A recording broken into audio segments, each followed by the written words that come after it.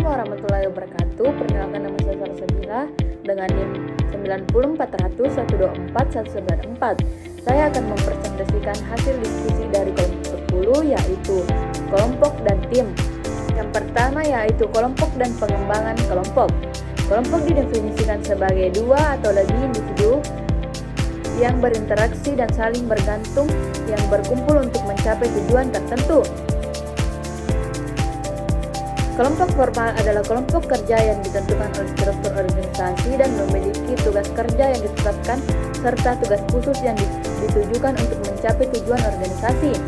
Kelompok formal adalah kelompok sosial. Kelompok ini muncul secara alami di tempat kerja dan cenderung terbentuk di sekitar persahabatan dan minat yang sama. Misalnya, 5 karyawan dari departemen berbeda yang secara teratur makan siang bersama adalah kelompok informal. Tahapan perkembangan kelompok ada 5, yaitu tahap pembentukan, tahap penyesuaian, tahap norming, tahap pertunjukan, dan tahap penangguhan. Tahap pembentukan memiliki 2 fase. Yang pertama terjadi pada saat orang-orang bergabung dengan kelompok. Dalam kelompok formal, orang-orang bergabung karena beberapa tugas pekerjaan. Setelah mereka bergabung, fase kedua dimulai, mendefinisikan tujuan, struktur, dan kepemimpinan kelompok. Fase ini melibatkan banyak ketidakpastian saat para anggota-anggota menguji situasi untuk menentukan jenis perilaku apa yang dapat diterima. Tahap penyerbuan diberi nama yang tepat karena adanya konflik intergrup. Terjadi konflik mengenai siapa yang akan mengendalikan kelompok dan apa yang perlu dilakukan kelompok tersebut. Selama tahap ini, hierarki kepemimpinan dan kesepakatan yang relatif jelas mengenai arah kelompok muncul. Tahap norming adalah tahap di mana hubungan dekat berkembang dan kelompok menjadi kohesif. Sekarang ada rasa identitas kelompok dan persahabatan yang kuat.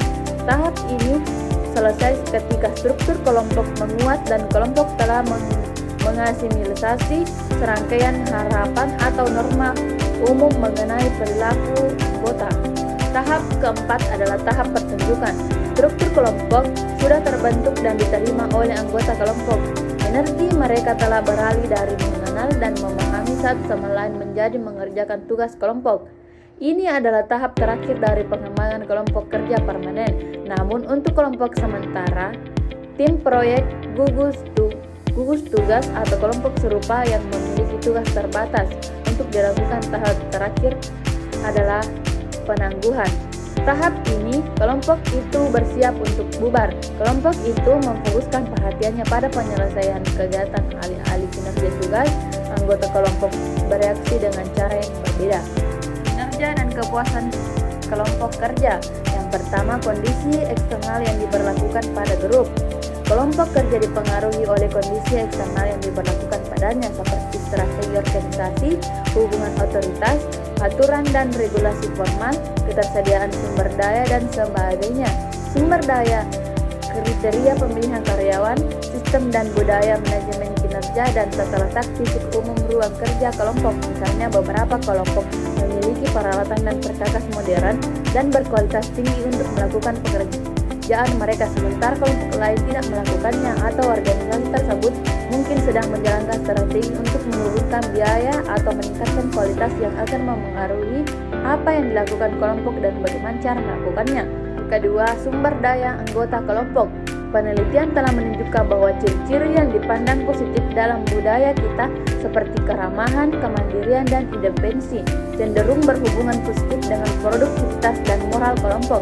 Sebaliknya, karakteristik kepribadian negatif seperti otoriterisme, dominasi, dan ketidakkonvensional cenderung berhubungan negatif dengan produktivitas dan moral kelompok.